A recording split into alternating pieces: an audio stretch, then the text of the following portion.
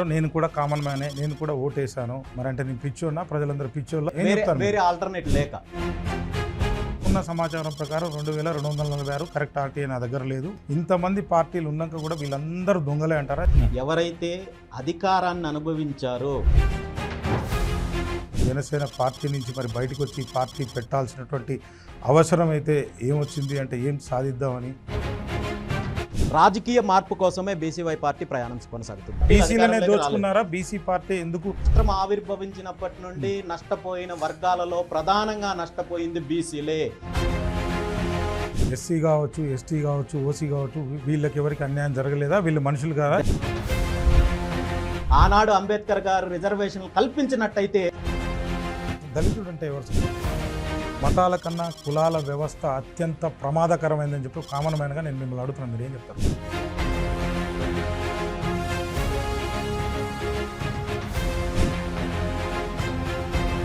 ఆంధ్రప్రదేశ్ రాష్ట్రంలో అయినా తెలంగాణ రాష్ట్రంలో అయినా ఇక్కడున్న ఖనిజ సంపద బహుశా భారతదేశంలో ఎక్కడా లేదు. వచ్చే ఆదాయాన్ని వీళ్ళు దోచేస్తున్నారు. మీరు ఒక స్టేట్మెంట్ ఇచ్చారు గతంలో, అంటే కమ్మ రెడ్డి రాజకీయ బహిష్కరణ, అంటే ఇది చాలా బిగ్ స్టేట్మెంట్. నేను సామాజిక వర్గాలకు వ్యతిరేకంగా మాట్లాడలేదు. రాఘవేంద్ర ఏపీకి సంబంధించినటువంటి అతని పేరు కూడా చెప్తున్నాను ఓపెన్గా. ఇదంతా కూడా మీ దగ్గర డబ్బు ఉన్నది కాబట్టి ఇదంతా జరుగుతుంది. రాజకీయమైనా ఇంకోటైనా డబ్బు లేకుండా ఏమీ జరగదు. మనీ పవర్ పాలిటిక్స్ అన్నారు, అంటే ఎన్నికల్లో డబ్బు పంచేటువంటి వ్యవస్థ పైన యాదవ్ గారు ఏం చెప్తారు? అంటే ఎన్నికల యొక్క ప్రక్రియను మార్చేసేంత బలం నా దగ్గర లేదు. కరేడు ఆ ఉద్యమం అయితే మీరు చేస్తున్నారు రామాయం పోర్టుకు సంబంధించి. ఒకవేళ ఆ భూములు కనుక తీసుకుంటే ప్రభుత్వాలు ఖచ్చితంగా వాళ్ళకైతే డబ్బు అయితే చెల్లిస్తారని నేను అనుకుంటున్నాను. డబ్బులు ఇస్తాను. నేను ఈరోజు చంద్రబాబు నాయుడు గారు కొత్తగా మొన్న 5 ఎకరాలు కొనుక్కొని ఇల్లు కట్టాలనుకుంటున్నారు. నాకు 5 ఎకరాలు కావాలి, నేను డబ్బులు ఇస్తాను. ఆయన అడిగిన రేట్ ఇస్తాను. నాకు ఇస్తారా? లేదంటే జగన్మోహన్ రెడ్డి గారు వాళ్ళు ఇల్లు ఇస్తారా? నాకు కావాల్సి వస్తున్నప్పుడు. నమస్తే, welcome to BRK the common man talk show. ప్రస్తుతం మనతో పాటు స్టూడియోలో ఉన్నారు. సంవత్సరానికో 2 సంవత్సరాలకు చాలామంది కొత్త పార్టీలు అయితే పెడతా ఉన్నారు. దాదాపుగా నాకు తెలిసినంత వరకు, ఐడియా ఉన్నంత వరకు అయితే 2456 పార్టీలు ఏవో ఉండొచ్చు. కరెక్ట్గా రైట్ టు ఇన్ఫర్మేషన్ యాక్ట్ అయితే నేను చేయలే, అది తీసుకొని కూడా ఇక్కడ డిస్ప్లే చేసేటువంటి ప్రయత్నం అయితే చేస్తాము. ఖచ్చితంగా ఆంధ్ర తెలంగాణ విడిపోయిన తర్వాత మరొక ఉద్యమం వస్తుందని చాలామంది పెద్దలైతే చెప్పారు. మరో ఉద్యమం అంటే ఈ బీసీ ఉద్యమమేనా? దాని గురించే మనతో మాట్లాడడానికి ఆంధ్ర రాజకీయాల్లో మరి సంచలనం అంటున్నారు. తెలంగాణలో కూడా పార్టీని అయితే ఓపెన్ చేయడం జరిగింది. మరి ఇక్కడ కూడా తెలంగాణ ఆంధ్రలో వేరువేరుగా మరి ఆఫీసులు ఎందుకు ఓపెన్ చేశారు? బీసీ ఉద్యమ నాయకులు అంటున్నారు బీసీల కోసమే మరి పనిచేస్తున్నా అని అంటున్నారు. మనకు వచ్చినటువంటి రిపోర్ట్ ప్రకారం అయితే బీసీవై నాయకులు మనతో పడుతున్నారు. సార్ నమస్కారం సార్. బోడే రామచంద్ర యాదవ్ గారు అంటే ఒక సంచలనం అంటున్నారు. మరి ఏంటి నాకైతే అర్థం కావట్లేదు. మీరు గతంలో జనసేన పార్టీలో అయితే ఉన్నారు. జనసేన పార్టీ నుంచి మరి బయటకు వచ్చి పార్టీ పెట్టాల్సినటువంటి అవసరం అయితే ఏమొచ్చింది అంటే ఏం సాధిద్దామని, ఏం చేద్దామని అనుకుంటున్నారంటే తెలంగాణ రాష్ట్రంలో కావచ్చు, లేకపోతే ఆంధ్రప్రదేశ్ రాజకీయాల్లో కావచ్చు, గతంలో మీరైతే పోటీ అయితే చేయడం జరిగింది. మార్కులు అయితే సాధించలేకపోయారు ప్రజల నుంచి అని చెప్తున్నా, అంటే ఓడిపోయారనేటువంటి నేను చెప్పాను. ఈ రోజుల్లో మరి అంబేద్కర్ గారు పోటీలో నిలబడ్డ సహజంగా ఓడిపోవడం అనేది డెఫినెట్గా ఒక కామన్ మ్యాన్గా నేనైతే చెప్పగలను. మీరేం చెప్తారు? గతం గురించి మాట్లాడడం కోసం కట్టే కూడా ప్రస్తుతం ఏం జరుగుతోంది, 2 తెలుగు రాష్ట్రాల్లో రాజకీయ పరిస్థితులు ఎలా ఉన్నాయి, ప్రభుత్వ పనితీరు ఎలా ఉంది, ప్రభుత్వాన్ని అధికారాన్ని అడ్డం పెట్టుకొని దోపిడీ చేస్తున్న వర్గాలు, అదేవిధంగా అణచివేతకు గురవుతున్న వర్గాల కోసము ఏం చేస్తే ఎలాంటి మార్పు వస్తే ఈ రాష్ట్రంలో గత 50, 60, 70 సంవత్సరాల నుండి అణచివేతకి వెనకబాటుతనానికి గురవుతున్న బీసీలు కావచ్చు, మిగిలిన అన్ని వర్గాలకు కూడా అభివృద్ధి చెందాలంటే ఏం చేయాలి అనే ఆలోచనతోటి ఇప్పుడు ఈ 2 తెలుగు రాష్ట్రాల్లో ఉన్న ప్రధాన పార్టీలు అధికారాన్ని అడ్డం పెట్టుకొని పూర్తిగా రాష్ట్రాన్ని, రాష్ట్ర సంపదను, భూములను, ఖనిజాలను, అడవులను పూర్తిగా దోపిడీ చేసే ప్రయత్నం జరుగుతోంది తప్ప ఏ ఒక్క వర్గానికి మంచి జరగడం లేదు. బీసీలకు కావచ్చు, నిరుద్యోగులకు కావచ్చు, ఉద్యోగులకు కావచ్చు, యువతకు కావచ్చు, మహిళలకు కావచ్చు, అన్ని వర్గాలకు అన్యాయం జరుగుతోంది. ప్రధానంగా రాజకీయంగా, సామాజికంగా, ఆర్థికంగా అన్ని రకాలుగాను అణచివేసే కార్యక్రమం జరుగుతోంది. పార్టీలు ఏవైనా, అధికారం ఏదైనా ఇక్కడ ఓనర్షిప్ మారుతోంది తప్ప దోపిడీ మారడం లేదు, అరాచకం మారడం లేదు, వ్యవస్థ మారడం లేదు.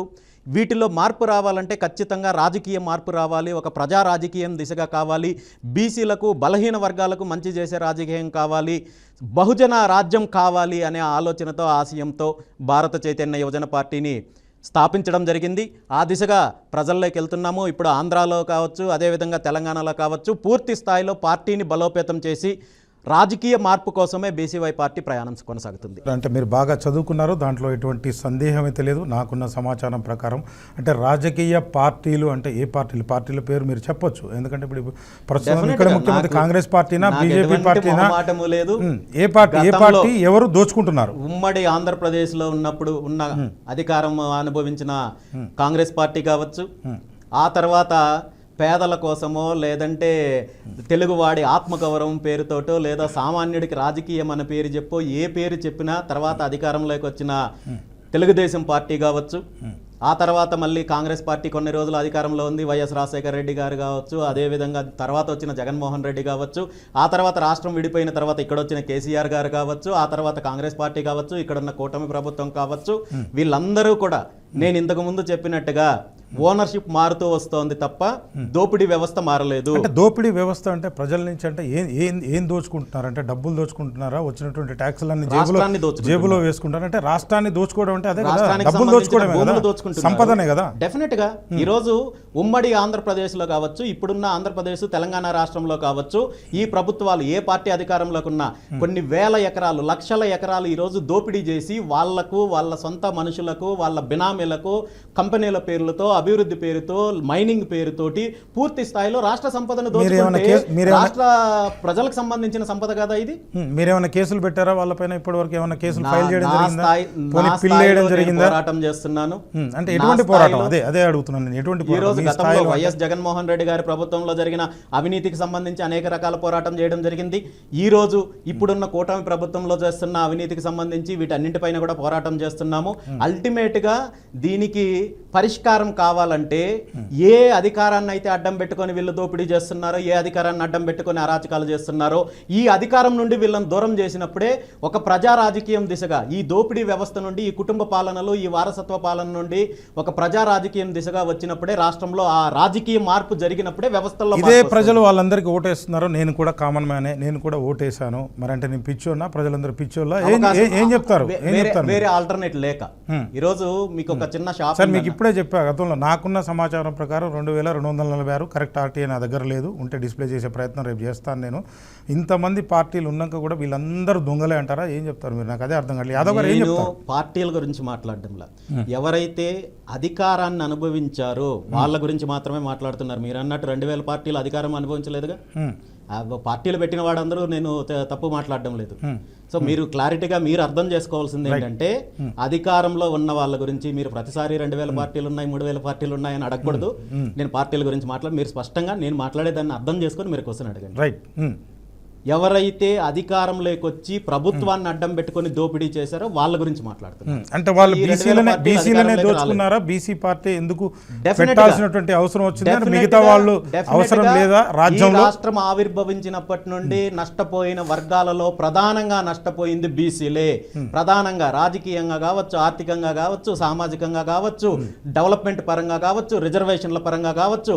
అంతెందుకన్నా ఈరోజు ఓకే, ఆంధ్రప్రదేశ్ రాష్ట్రం ఏర్పడిన తర్వాత 1980 కాలం వరకు కూడా కాంగ్రెస్ పార్టీ అధికారంలో ఉండింది. కాంగ్రెస్ పార్టీ రాష్ట్రానికి అన్యాయం చేస్తోంది, తెలుగువాడి ఆత్మగౌరవాన్ని ఢిల్లీలో తాకట్టు పెట్టారని చెప్పి ఆనాడు బీసీలకు నేను అధికారాన్ని ఇస్తాను, అదేవిధంగా ఆత్మగౌరవాన్ని నిలబెడతానని చెప్పి అధికారంలోకి వచ్చిన ఎన్టీ రామారావు గారు 1983లో అధికారంలోకి వస్తే ఆనాడు ఈ రాష్ట్రంలో ఉమ్మడి ఆంధ్రప్రదేశ్లో 100% పైగా ఉన్న వెనకబడిన తరగతులు అభివృద్ధి చెందాలంటే ఏం చేయాలి, ఎలాంటి ప్రణాళికలు తీసుకురావాలి అని చెప్పి ప్రభుత్వము మురళీధరన్ కమిషన్ అనే ఒక కమిషన్ను నియమిస్తే, ఈ కమిషన్ అప్పుడున్న పరిస్థితులని, వీళ్ళ జీవన విధానాలని, వీళ్ళ సమస్యలను అన్నిటినీ కూడా స్టడీ చేసిన తర్వాత బీసీలు అభివృద్ధి చెందాలంటే విద్యా ఉద్యోగాలు స్థానిక సంస్థలు అన్ని రంగాలలో కూడా 44% రిజర్వేషన్ ఇవ్వాలని చెప్పి 1984లో రిపోర్ట్ ఇస్తే మరి ఈ రోజు వరకు తెలుగుదేశం పార్టీ ఇన్ని దశాబ్దాల పాటు అధికారంలో ఉన్నారు కదా,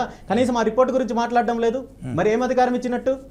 అదేవిధంగా ఆ తర్వాత వచ్చిన రాజశేఖర రెడ్డి గారు బీసీలు అంటే ఒకే ఒక సామాజిక వర్గము, ఒక గ్రూప్ అనే దీన్ని తీసుకొని వచ్చి కులాల వాడిగా విడగొట్టే ప్రయత్నం చేశారు.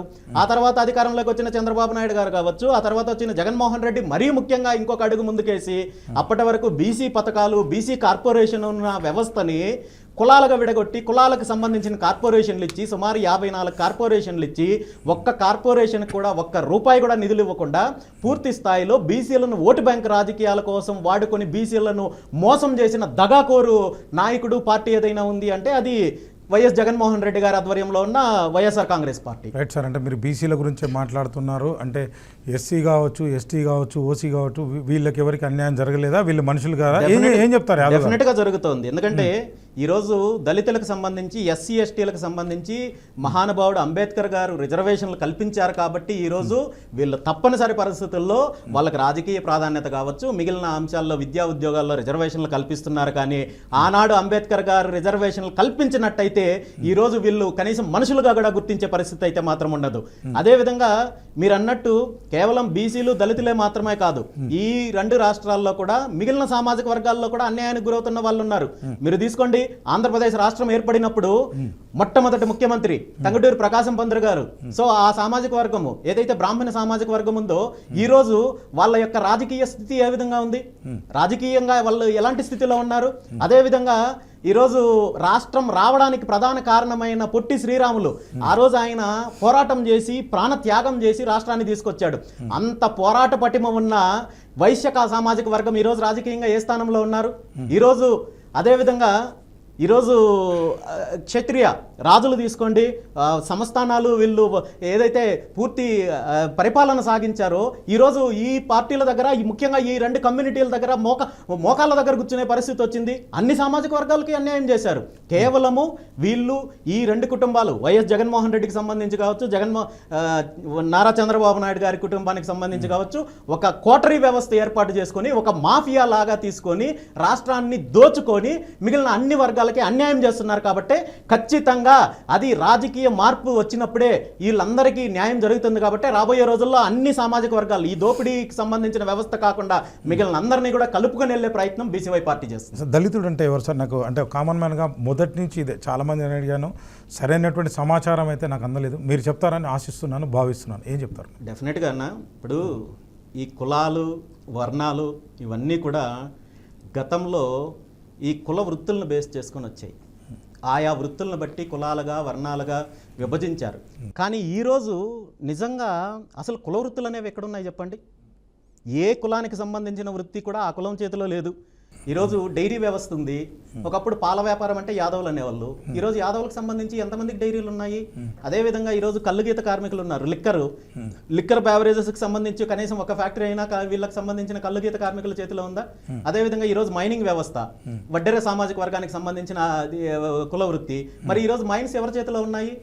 అదేవిధంగా మిగిలిన వ్యవస్థలన్నీ కూడా ఈరోజు చేనేత పరిశ్రమకు సంబంధించి చేనేత కార్మికుల చేతుల్లో ఉందా? కార్పొరేట్ చేతుల్లో ఉందా? మిగిలిన అన్ని రంగాలు కూడా ఈరోజు కుమ్మరి కావచ్చు, కమ్మరి కావచ్చు, అదేవిధంగా విశ్వబ్రాహ్మణులు, బంగారు. సో ఈరోజు బంగారం అంతా కూడా కార్పొరేట్ రంగం దీంట్లో నడుస్తోంది. సో ఇవన్నీ కూడా పూర్తిగా వీళ్ళు ఒక పద్ధతి ప్రకారము కుల వృత్తుల్ని దోపిడీ చేశారు, కులాలని దోపిడీ చేశారు, వర్గాలుగా విడగొట్టి ఈరోజు అణచివేసే కార్యక్రమం చేస్తున్నారు. అంటే నేనేమంటానంటే మతాల కన్నా కులాల వ్యవస్థ అత్యంత ప్రమాదకరమైందని చెప్పి కామన్ మ్యాన్గా నేను మిమ్మల్ని అడుగుతున్నాను, మీరు ఏం చెప్తారు? కులాలు అనేది ఈరోజు ప్రాక్టికల్గా మాట్లాడుకోవాల్సి వస్తే అది మీరు తీసుకొచ్చిన వ్యవస్థ కాదు, నేను తీసుకొచ్చిన వ్యవస్థ కాదు. గతంలో ఇంతకుముందు నేను అదే చెప్పాను, కులాలకు ప్రాతిపదికన ఏంటి ఈ కుల వృత్తులను బేస్ చేసుకొని వచ్చినవి. కానీ ఈరోజు ఏ కులం వాళ్ళు ఆ కులానికి సంబంధించిన వృత్తుల్లో లేరు. అలాగని పోనీ వీళ్ళకి వేరే ఆల్టర్నేట్ ఆప్షన్స్ వచ్చాయా, లేదా వేరే రకంగా అభివృద్ధి చెందడానికి అవకాశాలు కల్పించారా ప్రభుత్వాలు కావచ్చు, లేదా వ్యవస్థలు కావచ్చు అంటే పూర్తిగా వాటిని కార్పొరేట్ రంగానికి దోచిపెట్టడంతో పాటు వీళ్ళని తీసుకొని వచ్చి రోడ్డు మీద వదిలేశారు. సో దాంట్లోనే మార్పు రావాలంటున్నాను. రైట్. డాక్టర్ అంబేద్కర్ గారి ఆలోచనలు అయితే పూర్తిగా ఈ యొక్క కుల వ్యవస్థని నిర్మూలించాలని నేను చదివినంత వరకు అయితే రాజ్యాంగం నేను కూడా చదివాను. నాకు అనిపించింది అయితే ఈ కుల వ్యవస్థ నిర్మూలించాలనే ఉంది. కానీ మరి ఆ కుల వ్యవస్థని అంటే మీ పార్టీ పేరు కూడా BCY అనేది ఏదో పెట్టుకోవడం జరిగింది. అంటే మరి ఇంత చదువుకున్నటువంటి వ్యక్తి ఈ రకంగా చేయడం కరెక్టే అంటారా? ఏం చెప్తారు? ఈ కుల వ్యవస్థని మీరు నిర్మూలించడానికి మీరు ఎలాంటి ప్రయత్నం చేస్తారు? మీరు ఇందాక డాక్టర్ అంబేద్కర్ గారి ఆలోచనలు ఆ రోజున ఆయన రిజర్వేషన్లు కల్పించారు. ఆ రిజర్వేషన్లు నాకున్నటువంటి సమాచారం, నేను చదువుకున్న ప్రకారం, నాకున్న నాలెడ్జ్ ప్రకారం ఇది లైఫ్ టైమో లేకపోతే ఇంకా ఒక 50 సంవత్సరాలు 100 సంవత్సరాలు కొనసాగించాలని ఎక్కడ కూడా చెప్పలేదు. ఏం చెప్తారు మీరు? మరి ఆ రోజు అంబేద్కర్ గారు రిజర్వేషన్లు కల్పించడానికి ప్రధాన ఉద్దేశము సమాజంలో అసమానతలు ఉన్నాయి, సామాజిక న్యాయం జరగాలి, అందరూ సమానంగా అభివృద్ధి చెందాలంటే వెనకబడిన కులాలు ఏవైతే ఉన్నాయో, దళితులు ఎవరైతే ఉన్నారో వీళ్ళకి రిజర్వేషన్ కల్పించడం ద్వారా మిగిలిన అందరితో పాటు వీళ్ళు అభివృద్ధి చెందుతారనే లక్ష్యంతో ఆ రోజు కల్పించారు. కానీ ఆయన ఉద్దేశం, ఆయన లక్ష్యాన్ని అమలు చేసే విధానంలో ప్రభుత్వాలు ఫెయిల్ అయ్యాయి. కాబట్టే ఈ రోజుకి కూడా వెనకబడిన తరగతులు వెనకబడినలాగే ఉన్నాయి, దళితులు దళితుల్లాగే ఉన్నారు, దోపిడీ వర్గాలలాగే ఉన్నాయి. ఆ వ్యవస్థలో మార్పు రాలేదు కదా. నిజంగా అభివృద్ధి చెందితే రిజర్వేషన్లు కావాలనో లేదా పథకాలు కావాలనో ఎవరు అడగరు కదా. వాస్తవానికి ప్రజలు ఎవరు కూడా పథకాలు కావాలని ఎవరు రారు. ఈ రాజకీయ నాయకులే ఉచితాలు అని చెప్పి జనాలకి ఎరవేసి ఓట్ల కోసం రాజకీయం చేస్తున్నారంటున్నారు. రేపొద్దున మీరు కూడా ఏ డబ్బు పంచకుండా రాజకీయాల్లోకి వచ్చి మనీ పవర్ పాలిటిక్స్ చేయకుండా మీరు రాజకీయాల్ని అంటే ఇప్పుడున్నటువంటి వ్యవస్థని రూపుమాపగలిగే శక్తి మీ దగ్గర ఉందని మీరు అనుకుంటున్నారా? ఈరోజు నేను ఒక్కటే విషయం చెప్తాను మీకు, చాలా క్లియర్గా. BCY పార్టీ మీరు మేనిఫెస్టో తీసుకున్నట్టయితే ఇక్కడ ఉచిత పథకాలు లేదా ఓటు బ్యాంక్ రాజకీయాల కంటే కూడా విద్యా వ్యవస్థలో ఎలాంటి మార్పులు తీసుకురావాలి, వైద్య వ్యవస్థలో ఎలాంటి మార్పులు తీసుకురావాలి, బీసీలు అభివృద్ధి జరగాలంటే ఏం చేయాలి, సో అన్నిటి అంశాలపైన వ్యవసాయానికి సంబంధించిన అభివృద్ధికి సంబంధించి కావచ్చు, పాడి పరిశ్రమకు సంబంధించిన అభివృద్ధికి సంబంధించి కావచ్చు, పూర్తి స్పష్టంగా ఇవ్వడం జరిగింది తప్ప ఎక్కడ వేరే రకంగా వీళ్ళు ఇస్తున్న తాయిలాల లాంటిదో ఇంకోటో చెప్పలేదు. కానీ ఉచిత పథకాలు అనేవి ఎవరైతే సమాజంలో జీవన ప్రమాణాలలో ఇబ్బందిగా ఉందో, ఎవరైతే వీళ్ళకి సంబంధించి ఇబ్బందులు ఉన్నాయో అలాంటి పరిస్థితుల్లో పథకాలు అనేవి ఖచ్చితంగా అమలు చేయాలి. ప్రభుత్వానికి ఎప్పుడో అభివృద్ధి సంక్షేమము రెండు కూడా బ్యాలెన్స్ చేసినప్పుడే సామాజిక న్యాయం జరుగుతుంది, అందరికీ న్యాయం చేసినట్టు ఉంటుంది. కానీ కేవలం రాజకీయాల కోసమో లేదా ఓటు బ్యాంకు కోసమో చేసేదైతే మాత్రం దానివల్ల ఉపయోగం ఉండదు.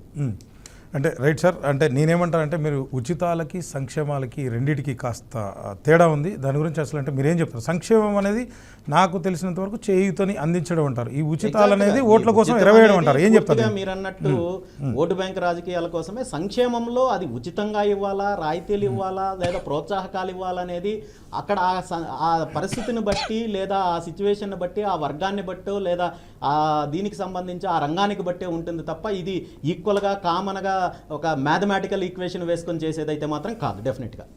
రైట్, అంటే మీరు చెప్పినట్టు మీ మేనిఫెస్టో ఇందాక మీరు అన్నారు ఉచిత విద్య కావచ్చు, ఉచిత వైద్యం కావచ్చు, మీరు పథకం కాదు. ఉచిత విద్య ఉచిత వైద్యం అనేది పథకం కాదు. పథకం కాదు సార్, నేను అనేది ఇది పథకం కాదు, ఒక పాలసీ తీసుకొస్తారు. దీన్ని గవర్నమెంట్లో మన దగ్గర ఉన్నటువంటి ఆంధ్రప్రదేశ్ కావచ్చు, తెలంగాణ కావచ్చు, ఎందుకంటే మీరు 2 రాష్ట్రాలకి ప్రాధాన్యత వహించబోతున్నట్టు నాకు నిన్నే తెలిసింది.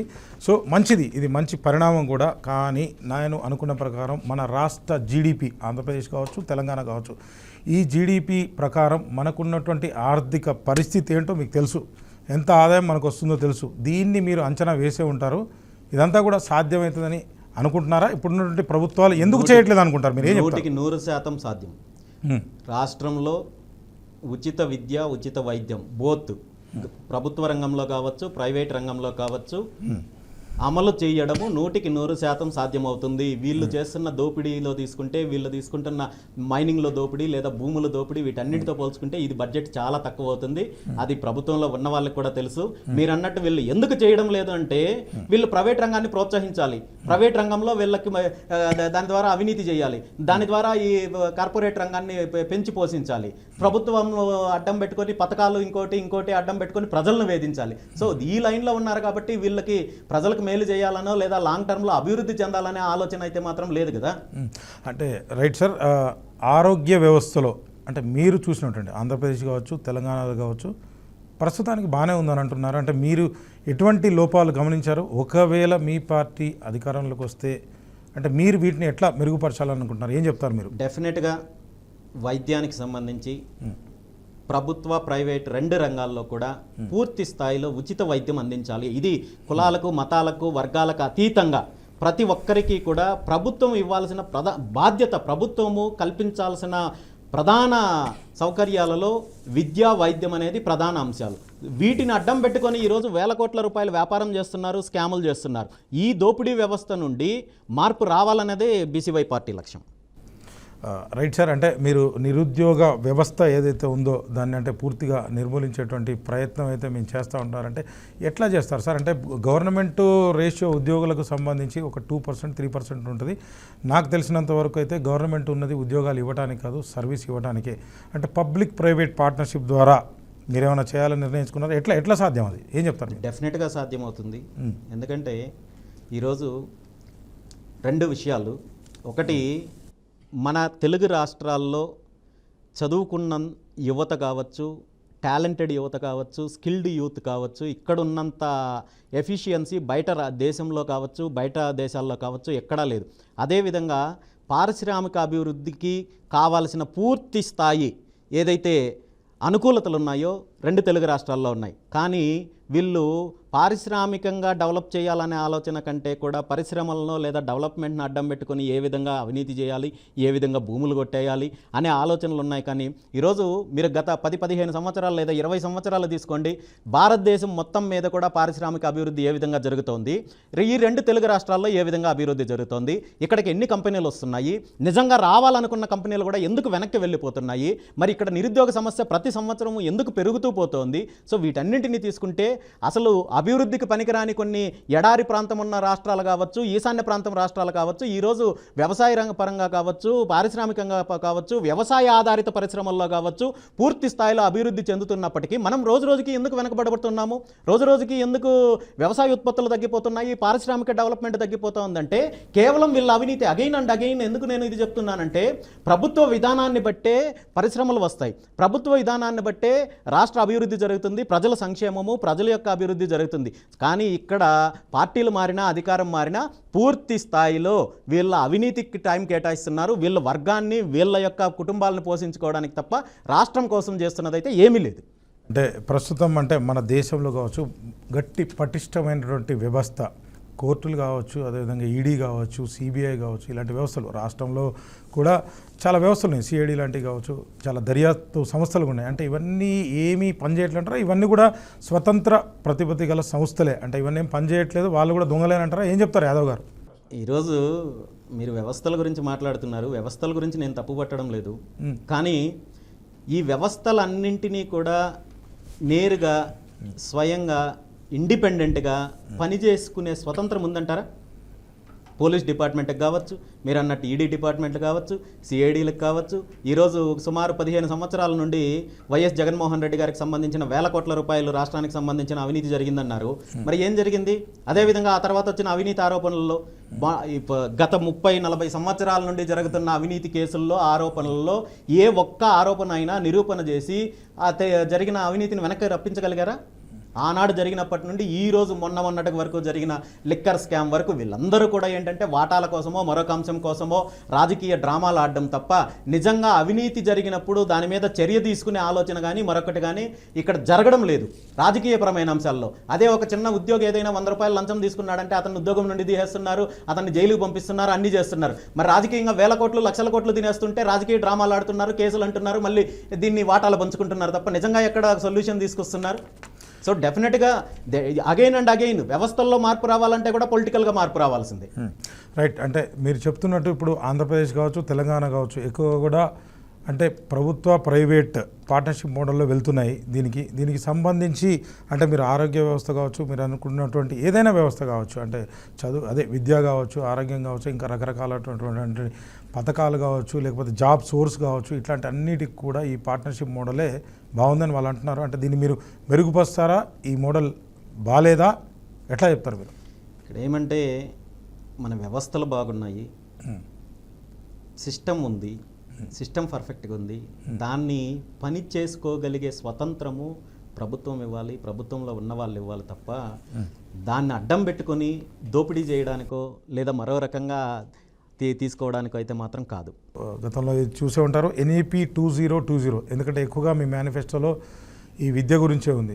గతంలో నాకు తెలిసినంత వరకు వాజ్పేయి గారు కూడా ఎప్పుడు ఇదే చెప్తుండేవారు, ఒకటి విద్య, వైద్య, రూల్ ఆఫ్ లా అంటే న్యాయము, ఇవి కనుక సత్వరంగా ప్రజలకు అందించగలిగితే అసలు ఈ రాజకీయ నాయకులతో పని లేదు అనేది కామన్ మ్యాన్గా నాకు కూడా అనిపించింది. మీరేం చెప్తారు? డెఫినెట్గా. కాబట్టి ఈరోజు మేము మేనిఫెస్టోలో స్పష్టంగా ఇచ్చాం, ఉచిత విద్య, ఉచిత వైద్యం, ఉచిత న్యాయ సలహా, ప్రతి మండలానికి మండల స్థాయిలో న్యాయ సలహా అందించడానికి కూడా BCY పార్టీ కట్టుబడి ఉంది. దీనికి సంబంధించి పూర్తి స్థాయిలో మేము చాలా స్పష్టంగా ఇవ్వడం జరిగింది. దాన్ని యాక్సెప్ట్ చేస్తున్నాం కాబట్టి మేము దాన్ని ప్రకటించాం. జాతీయ విద్యా విధానం NEP 2020 దీనిపైన మీకు మంచి అవగాహన ఉందనుకుంటున్నాను. అంటే అదైతే అమల్లోకి తీసుకొచ్చారు, 2 రాష్ట్రాల్లో కూడా అది అమలు జరుగుతుందని మీరు అనుకుంటున్నారా? జరగట్లేదా? ఒకవేళ జరగకపోతే యాదవ్ గారు BCY నుంచి ఏం చేస్తారు, ఏం చేయబోతున్నారు? డెఫినెట్గా ఈరోజు నేను విద్యా వ్యవస్థ గురించి మాట్లాడాల్సి వస్తే, విద్యను అడ్డం పెట్టుకొని ఈరోజు జరుగుతున్నది వ్యాపారం. ఈ వ్యాపార ధోరణి నుండి ఫస్ట్ విద్యా వ్యవస్థను బయటికి తీసుకురావాల్సిన అవసరం ఉంది. ఈరోజు ఒక LKG స్టూడెంట్ దగ్గర లక్షల రూపాయలు కలెక్ట్ చేస్తున్న కార్పొరేట్ స్కూల్స్, కార్పొరేట్ కాలేజెస్కి సంబంధించి వెనకుండి నడిపిస్తున్నది ఎవరు? అల్టిమేట్గా మళ్ళీ ప్రభుత్వంలో ఉన్న వాళ్ళే, ప్రభుత్వంలో కీలకంగా ఉంటున్న వాళ్ళే కాలేజీలు, స్కూళ్ళు నడిపిస్తున్నారు. ఈ వ్యవస్థనంతా ఒక మాఫియా లాగా పెట్టి నడిపించే పరిస్థితి ఉంది. దీని నుండి బయటకు వస్తే ఆటోమేటిక్గా విద్యా ప్రమాణాలు మెరుగుపడతాయి. విద్యార్థికి ఉన్న ఈ ఏదైతే మెకానికల్ ఎడ్యుకేషన్ సిస్టమ్ ఉందో దాని నుండి బయటకు వచ్చే అవకాశం ఉంది. తల్లిదండ్రుల నుండి ప్రెజర్ తగ్గుతుంది. మొత్తము ఒక వ్యవస్థలో ఆ మార్పు వస్తుంది. అలా కాకుండా 24 గంటలు పూర్తి స్థాయిలో కార్పొరేట్ దీని పరంగా తీసుకొని దీన్ని కేవలం ఒక కమర్షియల్గా ఒక వ్యాపార కోణంలో చూస్తున్నంత వరకు విద్యా వ్యవస్థలో మార్పులు రావు. Right sir. అంటే మీరు చెప్తున్నంత వరకు అయితే నాకు తెలిసి ఉచిత విద్య, ఉచిత ఆరోగ్యం అని చెప్పి మీ మేనిఫెస్టోలో ఇవ్వడం జరిగింది. అసలు ఉచిత విద్య, ఉచిత ఆరోగ్యం అంటే ఇప్పుడు కూడా ఉన్నాయి కదా, దీంట్లో కొత్తగా ఇచ్చేది ఏమున్నది, ఏం ప్రాబ్లం ఉన్నదని ఏం గమనించారు మీరు? పేరుకి గవర్నమెంట్ ఇది పెట్టి ఉచిత విద్య చెప్తున్నారు, పేరుకి గవర్నమెంట్ హాస్పిటల్స్ చెప్తున్నారు, గవర్నమెంట్ స్కూల్లో స్పెషాలిటీస్ ఎలా ఉన్నాయి, గవర్నమెంట్ హాస్పిటల్స్లో స్పెషాలిటీస్ ఎలా ఉన్నాయి, గవర్నమెంట్ హాస్పిటల్స్లో స్పెషాలిటీస్ ఎలా ఉన్నాయి మీరు చూస్తున్నారు. అంటే వీళ్ళే ఎంకరేజ్ చేస్తున్నారు, మీరు గవర్నమెంట్ హాస్పిటల్స్కో లేదా గవర్నమెంట్ స్కూల్స్కో రావద్దు, ప్రైవేట్ ఉన్నాయి, ప్రైవేట్ స్కూల్స్కి వెళ్ళండి, ప్రైవేట్ హాస్పిటల్స్కి వెళ్ళండి అనేసి. ఇది ఉచిత విద్య ఎట్లా అవుతుంది, ఉచిత వైద్యం ఎట్లా అవుతుంది? డెఫినెట్గా కాదు.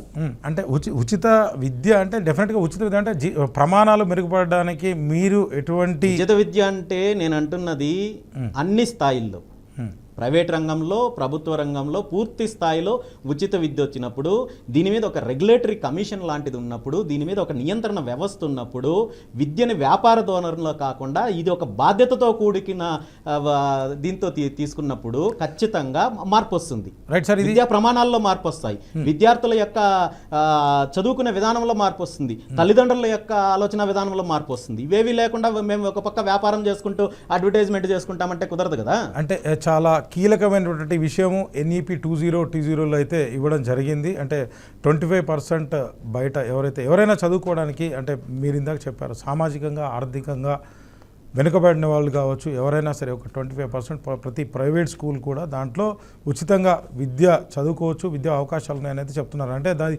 ఇంప్లిమెంట్ అవుతుంది అనుకుంటున్నారా? అవ్వట్లేదంట. పాలసీ అయితే కరెక్ట్గానే ఉంది, కానీ ఇంప్లిమెంట్ అవ్వాలని కోరుకుంటున్నాం. చేస్తే నిజంగా మంచిదే. మంచి చేసినప్పుడు దాన్ని విమర్శించాల్సిన అవసరం లేదు. ఖచ్చితంగా స్వాగతిస్తాం, సపోర్ట్ ఇస్తాం, మద్దతు ఇస్తాం. ఆ 25%తో మొదలైన దాన్ని 50%కి తీసుకురండి, అదేవిధంగా నెక్స్ట్ 100%కి తీసుకురండి. ఖచ్చితంగా దేశం డెవలప్ అవుతుంది, విద్యా ప్రమాణాలు మెరుగవుతాయి, అదేవిధంగా అన్ని రకాలుగా రాష్ట్రము, దేశము డెవలప్ అవుతుంది. మార్పు తీసుకురమ్మనే కదా మేము ఫైట్ చేస్తున్నది. ఆంధ్రప్రదేశ్లో ఏదైతే ఉందో ఈ ఉచిత పథకాలు, ఉచిత బస్సు కావచ్చు, లేకపోతే ఉచితాలు కావచ్చు, ఇవన్నీ ఇవ్వటం వల్ల ముఖ్యంగా మీరు ఆంధ్రప్రదేశ్లో నిన్న మొన్నటి వరకు చాలా గట్టిగా కృషి చేశారు. వాటి వల్ల ఆర్థిక భారం అనేది రాష్ట్ర ప్రభుత్వం పైన ఇక్కడ కూడా కావచ్చు సేమ్ పడుతుంది. దాన్ని ఎట్లా ఓవర్కమ్ చేద్దాం? ఆర్థిక భారం పడుతుంది అన్న వాళ్ళు, ఇన్ని సంవత్సరాల ఎక్స్పీరియన్స్ ఉన్న వాళ్ళు, 40 సంవత్సరాల ఎక్స్పీరియన్స్ ఉంటుందన్న చంద్రబాబు నాయుడు గారికి హామీలు ఇచ్చేటప్పుడు తెలియదా ఆర్థిక భారం పడుతుంది, లేదంటే ఆర్థిక పరిస్థితి బాగలేదు అనే విషయము? 40 సంవత్సరాలు రాజకీయాల్లో ఉండి ఇన్ని సంవత్సరాలు ముఖ్యమంత్రిగా ఉన్న వ్యక్తికి వీటి గురించి తెలీదా? మరి ఎందుకు హామీ ఇచ్చాడు? ప్రజలను మోసం చేయడానికే ఇచ్చారు కదా. మోసం చేశామని ఒప్పుకోవాలి కదా. మరి మీరు వాళ్ళని అడగాలి క్వశ్చన్. Right sir. అంటే అడుగుదాం, వాళ్ళు ఖచ్చితంగా వచ్చినప్పుడు వాళ్ళని కూడా క్వశ్చన్ అడగడం జరిగింది. సో దానికైతే ఆర్థిక పరిస్థితిని అయితే మేము మెరుగుపరుస్తాం ఖచ్చితంగా. ఏంటి ఈరోజు ఒక్క సంవత్సరంలో 1,30,000 కోట్ల అప్పులు తీసుకొచ్చారు, ఇదేనా? ఆర్థిక వ్యవస్థని ఈ రోజు నేను చంద్రబాబు నాయుడు గారు నేను సంపద సృష్టిస్తా అని చెప్పి వెళ్ళిన ప్రతి ఊరిలో ప్రతి సభలో కూడా మాట్లాడుకుంటూ వచ్చిన చంద్రబాబు నాయుడు గారు మరి 1,30,000 కోట్లు అప్పులు చేశారు. ఇదే నా సంపద సృష్టించడం అంటే? ఈ రోజు ఇచ్చిన ఏ ఒక్క హామీని పూర్తి స్థాయిలో దానికి నా దగ్గర సమాధానం ఉంది సార్. అంటే ఇప్పుడు అప్పులు తేకుండా రాజ్యాన్ని, అంటే రాజ్యం అంటే మీకు ఐడియా ఉంటుంది, రాజ్యం అంటే రాష్ట్రమే అనుకోండి, ఈ రాజ్యాన్ని పరిపాలించేటువంటి అవకాశాన్ని మీరు ఎట్లా క్రియేట్ చేయగలుగుతారు? ఇట్లాంటివి మేము అప్పులు చేస్తే రాజ్యాన్ని పరిపాలించాలి లేదా రాష్ట్రాన్ని పరిపాలించాలో ఆర్థిక పరిస్థితి బాగలేదు కాబట్టి మేము ఇలాంటి పథకాలు ఏవి ఇవ్వము, ఉచిత పథకాలు ఇవ్వము అని చెప్పి ఎన్నికలకు ముందు తెలియదా చంద్రబాబు నాయుడు గారికి? మరి ఆ రోజు ఎందుకు మా తప్పు చెప్పారు? అంటే అబద్ధం చెప్పాను, నేను మోసం చేశానని. నేను అడిగేటువంటి ప్రశ్న ఏంటంటే, సార్ వాళ్ళు తప్పు చేశారు సార్, ఇక్కడ ప్రభుత్వం అక్కడ ప్రభుత్వం అన్ని కూడా తప్పు చేసినాయి, కానీ మీరు ఎట్లా చేస్తారనేది నా ప్రశ్న. నేను అదే చెప్తున్నాను. వాస్తవ రూపంలో ఈ రాష్ట్రంలో ఖచ్చితంగా ఈ వ్యవస్థ ఏదైతే ఉందో, హామీల వ్యవస్థ కావచ్చు లేదా వీళ్ళు చేస్తున్న దోపిడీ వ్యవస్థ కావచ్చు, నిజంగా ఈరోజు తీసుకుంటే నేను ఒక్కటే చెప్తాను, ఆస్తులు అప్పులు వీటికి సంబంధించి ఈ అన్ని విషయాలు మాట్లాడాల్సి వస్తే ఆంధ్రప్రదేశ్ రాష్ట్రంలో అయినా తెలంగాణ రాష్ట్రంలో అయినా ఇక్కడున్న ఖనిజ సంపద బహుశా భారతదేశంలో ఎక్కడా లేదు. కేవలము ఈ ఖనిజ సంపద ద్వారా నిజంగా ప్రభుత్వం చిత్తశుద్ధితో ప్రాపర్గా చేసుకోగలిగితే ఖచ్చితంగా ఈ అప్పులు చేయడం అవసరం ఉండదు. అభివృద్ధికి కావాల్సిన నిధులన్నీ ఈ మైనింగ్ ద్వారానే వస్తుంది. కానీ వీళ్ళు పూర్తిగా ఎవరు అధికారంలో ఉంటే వాళ్ళు దోచుకుంటున్నారు తప్ప ప్రభుత్వానికి ఆదాయం రావడం లేదు కదా.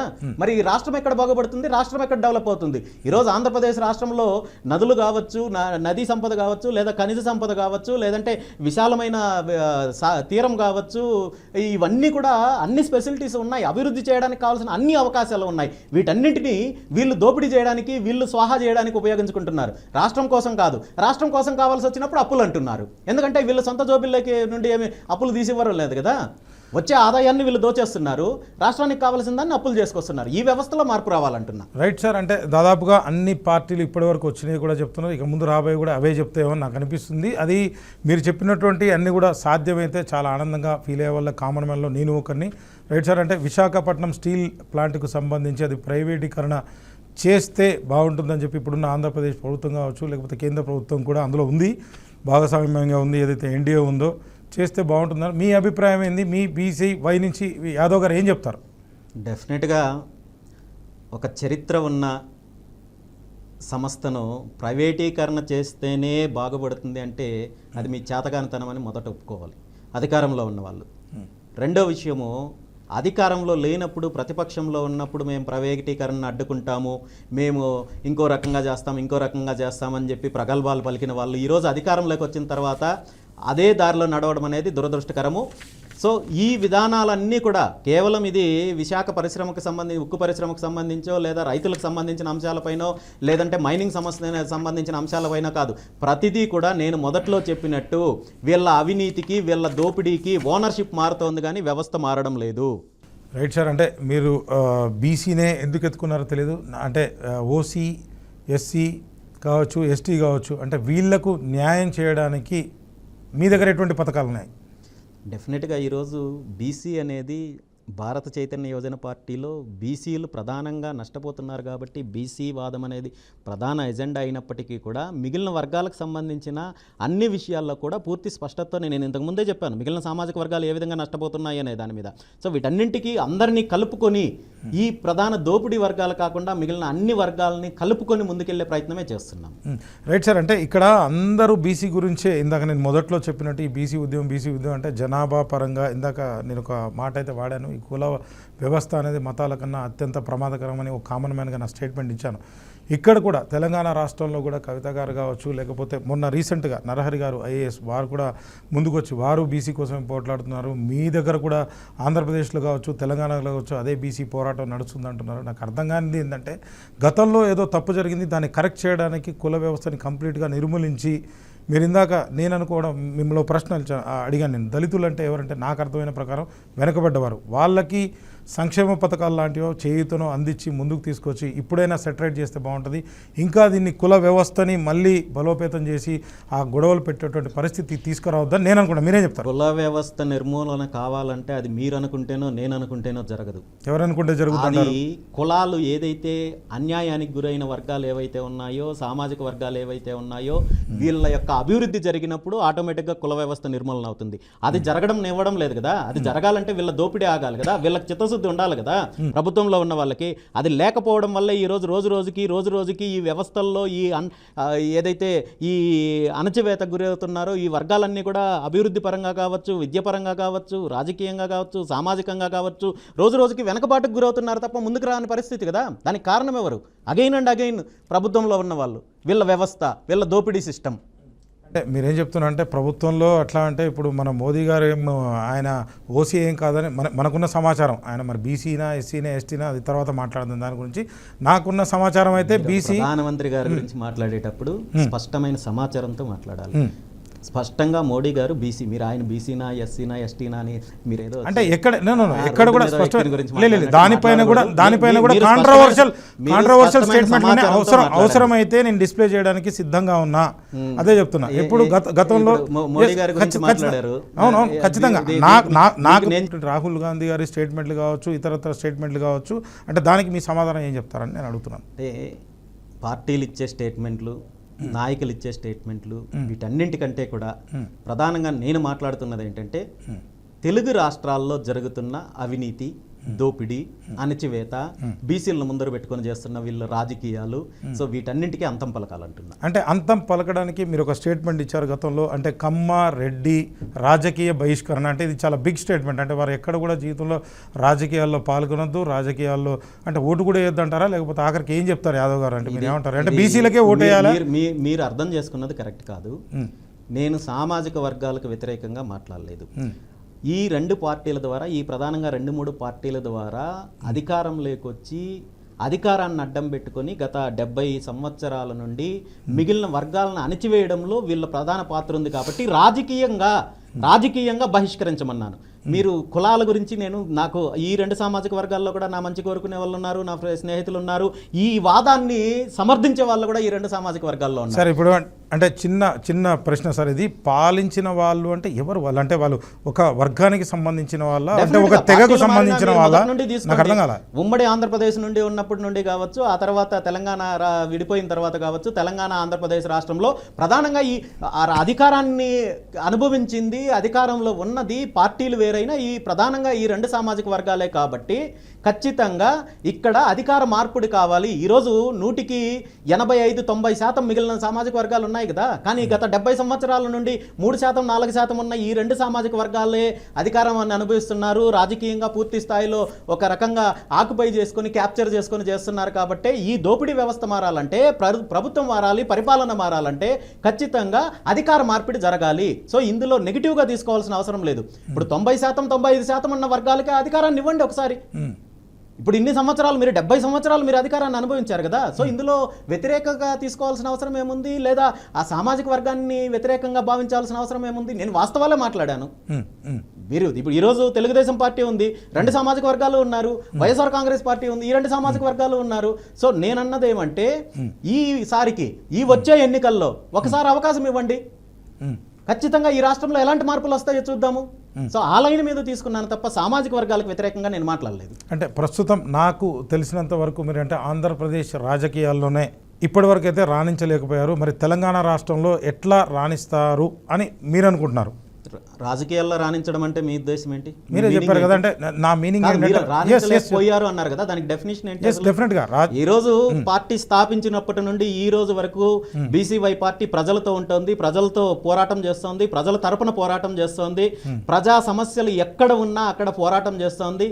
ప్రజలతో కలిసి ఎక్కడ రైతులకు సంబంధించిన సమస్యలైనా, మహిళలకు సంబంధించి అయినా, నిరుద్యోగులకు సంబంధించి అయినా పూర్తి స్థాయిలో ఈరోజు ప్రతిపక్షం స్పందించినా స్పందించకపోయినా పోరాటం చేస్తున్నది బీసీవై పార్టీ. గత 2 సంవత్సరాల్లో నిరుద్యోగ సమస్య పైన కావచ్చు, మిగిలిన అన్ని అంశాల్లో కావచ్చు, అవినీతికి సంబంధించి కావచ్చు, అరాచకాలకు సంబంధించి కావచ్చు, ప్రజల పక్షాన పోరాడుతున్నాం. ఇదే మా రాజకీయము, ప్రజల పక్షాన ఉండడమే మా రాజకీయము. సో ఇందులో వేరే రకంగా నెగిటివ్గా తీసుకోవాల్సిన అవసరం లేదు.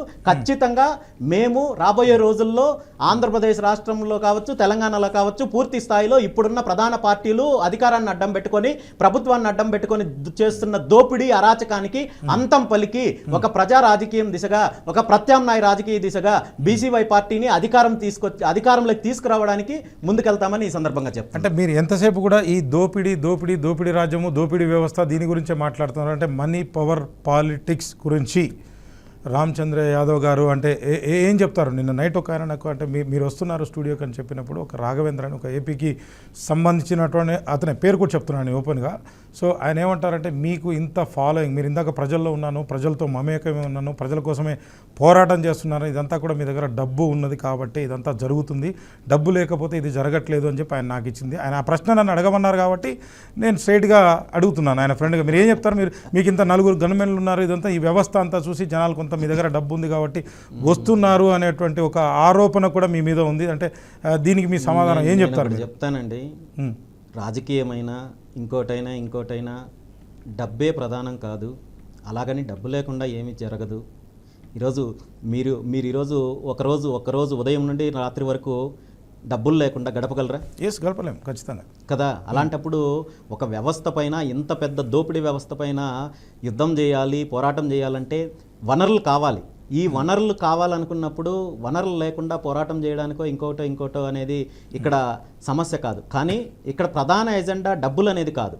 ఇక్కడ నేను తీసుకున్న అంశము, ఇక్కడ పార్టీ యొక్క ఆశయము, పార్టీ యొక్క లక్ష్యము, ఆ లైన్లో వెళ్తున్నాం తప్ప డబ్బులు అనేది కాదు ఇక్కడ ముఖ్యము. ఇప్పుడు డబ్బులు లేకుండా మిగిలిన పార్టీలు రాజకీయం చేశారా?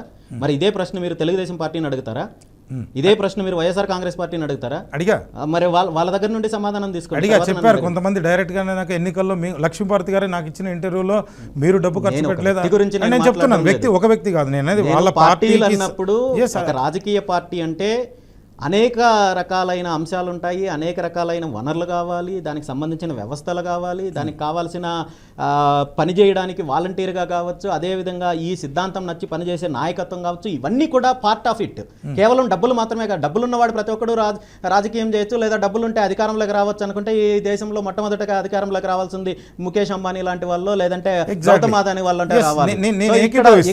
ఇక్కడ కావాల్సింది ఏంటంటే రాజకీయ పార్టీకి రాజకీయం చేయడానికో లేదంటే ప్రజల తరపున పోరాటం చేయడానికో కావాల్సింది మీకు ఆశయం కావాలి, లక్ష్యం కావాలి, ఒక సిద్ధాంతం కావాలి. ఆ సిద్ధాంతం ప్రకారం పనిచేసుకుంటూ వెళ్తే ఇవన్నీ కూడా ఆటోమేటిక్గా సమకూరుతాయి. దానికి కావాల్సిన అన్ని వ్యవస్థలు వస్తుంది, ప్రజలు మద్దతు ఇస్తారు. ఆ మద్దతు ద్వారానే మార్పు తీసుకురావాలనే లక్ష్యంతో మేము ముందుకెళ్తున్నాం. అంటే మీరైతే ఇప్పటి నుంచే అంటే నెక్స్ట్ ఎలక్షన్కి ఏదో యుద్ధం అయితే మొదలు పెట్టినట్టుగా కనిపిస్తూ ఉంది. అంటే నేను ఇందాక మనీ పవర్ పాలిటిక్స్ అన్నాను. అంటే ఎన్నికల్లో డబ్బు పంచేటువంటి వ్యవస్థ పైన యాదవ్ గారు ఏం చెప్తారు? అంటే డబ్బులు ఖచ్చితంగా గుండె మీద పచ్చిగా మాట్లాడుకుందాం, వేసుకుంటే ఖచ్చితంగా డబ్బులు పంచుతున్నారు, దాంట్లో ఎటువంటి సందేహం లేదు. సో దానికి మీ సమాధానం ఏం చెప్తారు మీరు? రోజు ఎన్నికల యొక్క ప్రక్రియను మార్చేసే అంత బలం నా దగ్గర లేదు. కానీ ప్రజల్లో మార్పు తీసుకొని వచ్చి ఎన్నికల్లో ఈ పార్టీలు చేస్తున్న అన్యాయాన్ని, ఈ పార్టీలు చేస్తున్న దోపిడీని అరికట్టే లక్ష్యంగా అయితే మాత్రం ప్రయాణం చేస్తున్నారు. కరేడు ఆ ఉద్యమం అయితే మీరు చేస్తున్నారు. రామాయం పోర్టుకు సంబంధించి అంటే మిమ్మల్ని అయితే మొన్న రీసెంట్గా నేను న్యూస్లో కూడా చూడడం జరిగింది. మీరు ఎట్టి పరిస్థితుల్లో అక్కడికి వెళ్ళటానికి వీలు లేదు, నాకు తెలిసినటువంటి వరకు సెక్షన్ 30 అయితే ఏదో అమల్లో ఉందని చెప్తున్నారు. అంటే రాష్ట్ర ప్రభుత్వం మీకు భయపడుతుందా అక్కడ? అంటే మీరు ఎందుకు వెళ్ళాలనుకున్నారు, ఏం జరుగుతుందని వెళ్ళాలనుకున్నారు? ఈ ఉద్యమం మీరు చేయాల్సినటువంటి అవసరం ఏమొచ్చింది? ఒకవేళ ఆ భూములు కనుక తీసుకుంటే ప్రభుత్వాలు ఖచ్చితంగా వాళ్ళకైతే డబ్బు అయితే చెల్లిస్తారని నేను అనుకుంటున్నాను. ఎందుకని డబ్బులు ఇస్తే ఏదైనా జరిగిపోతుందండి. డబ్బులు ఇస్తాను నేను. ఈరోజు చంద్రబాబు నాయుడు గారు కొత్తగా మొన్న 5 ఎకరాలు కొనుక్కొని ఇల్లు కట్టాలనుకుంటున్నారు. నాకు 5 ఎకరాలు కావాలి, నేను డబ్బులు ఇస్తాను, ఆయన అడిగిన రేట్ ఇస్తాను. నాకు ఇస్తారా? లేదంటే జగన్మోహన్ రెడ్డి గారు వాళ్ళు ఇల్లు ఇస్తారా నాకు కావాల్సి వస్తున్నప్పుడు? అలాంటిదప్పుడు రైతులు మాత్రము బలవంతంగా భూములు ఇచ్చేయాలి, రైతులు మాత్రం ఊర్లు వదిలేయాలి, వాళ్ళ జీవితం ఏమైపోయినా పర్లేదు. సో గతంలో ఏదైతే ప్రభుత్వం వైఎస్ జగన్మోహన్ రెడ్డి గారి ప్రభుత్వం ఇచ్చిన కంపెనీకి ఏదైతే దోపిడీ చేశారని ఏదైతే మీరు ఆరోపణలు చేశారో, ఆ ఆరోపణలు చేసి ఇప్పుడు మీరు అధికారంలోకి వచ్చిన తర్వాత మీరు అదే చేస్తున్నారు. సో రైతులకు అండగా నిలబడడానికే, రైతులకు మద్దతు ఇవ్వడానికే ఈరోజు కరేడు గ్రామానికి వెళ్ళాలనుకున్నాను. కానీ అక్కడ నేను ఎటువంటి రాజకీయమో చేయలేదు, ఎటువంటి వేరే law and order issues create చేయలేదు. అయినప్పటికీ కూడా నన్ను అడ్డుకునే ప్రయత్నం చేస్తున్నారు. ఈ రోజు 2 రోజుల క్రితము ఇదే వైఎస్ఆర్ కాంగ్రెస్ పార్టీకి సంబంధించిన నాయకులు వెళ్తే మాత్రం వాళ్ళకి ఎటువంటి రూల్స్ వర్తించవు, కానీ రామచంద్ర యాదవ్కి మాత్రం వర్తిస్తాయి. ఎందుకంటే నేను నిజాయితీగా పోరాటం చేస్తున్నాను. నేను రాజకీయాలు చేయడానికో కుట్రలు చేయడానికో వెళ్ళలేదు. రైతుల తరపున, గ్రామస్తుల తరపున, మహిళల తరపున వాళ్ళకి అండగా నిలబడడానికి వెళ్తున్నాను కాబట్టి ఈ రోజు అడ్డుకునే ప్రయత్నం చేస్తున్నారు. అలాగని వాళ్ళు అడ్డుకుంటే నేను ఆగే ప్రసక్తే లేదు. ఖచ్చితంగా న్యాయస్థానాల ద్వారా అయినా పర్మిషన్ తెచ్చుకొని వెళ్ళే కార్యక్రమం చేస్తాను. రైతులకు అండగా ఉంటాను. రైతులకు న్యాయం జరిగేంత వరకు పోరాటం చేస్తాను. అంటే రాజకీయాల్లో చివరిగా సార్, అంటే ఈ ఆంధ్ర కావచ్చు, తెలంగాణ కావచ్చు, అంటే ఈ రాజకీయాల్లో అంటే ముఖ్యంగా మీ పాత్ర ఏ విధంగా ఉండబోతుందంటే ఏం చెప్తారు? అంటే మీ ఓటర్లకి, కాబోయే ఓటర్లకి అనుకుందాం కొద్దిసేపు, ఏం చెప్తారు మీరు? నా పాత్ర నిర్ణయించాల్సింది నేనో మీరో కాదు, ప్రజలు నిర్ణయిస్తారు. ఆ ప్రజల కోసం నేను పోరాటం చేస్తున్నాను. డెఫినెట్గా నా పోరాటాన్ని గుర్తిస్తారు, నా వాదానికి మద్దతు ఇస్తారు, నా ఆశయానికి సపోర్ట్ చేస్తారు. ఖచ్చితంగా నేను అనుకున్నది సాధిస్తాను. సో రైట్ సార్, పోరాటంలో ముందుండాలి. ప్రజలకు అయితే న్యాయం జరగాలి. ఏదైతే మీరు భావిస్తున్నారో, అనుకుంటున్నారో, చేయాలనుకుంటున్నారో అదైతే నెరవేరాలని అయితే మేము ఖచ్చితంగా కోరుకుంటాం. థ్యాంక్ యూ సార్, నమస్తే.